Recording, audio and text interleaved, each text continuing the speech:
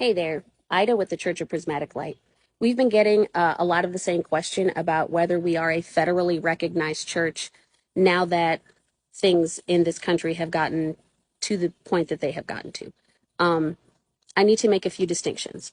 There are legal filings that you can make to create a church in a business sense.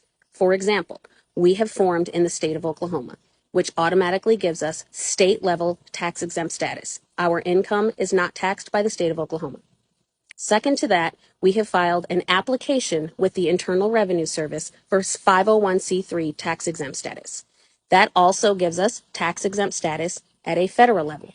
Neither one of those filings make us a federally recognized church. That's not actually a thing.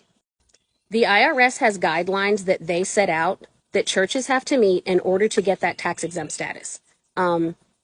In a real world application, there's no special placard or certificate that we get from the federal government telling us, yes, you're a church. In smaller settings, there does exist things like that. For example, the military has a list of their recognized religions for their service members.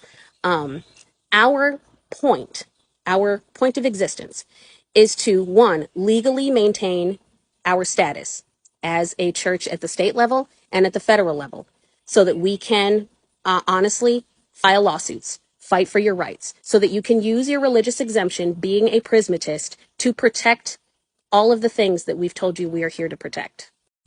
Unfortunately, you can't just walk into a school or an institution of some kind and hand them your Church of Prismatic Light membership card and it automatically grants you your religious exemption. We're actually going to have to file lawsuits against various states and institutions, etc., to give our members the rights that they innately deserve. That is the reason to file all the paperwork with the state. That is the reason to file all the paperwork with the IRS. So that when we do ask for donations, when we ask you for $5, from every member, because there are so many of you, it's so that we can report to the IRS that the public is supporting us. No one's getting taxed as far as that donation or that income goes. And we can then use that money to file very real lawsuits and get very real results.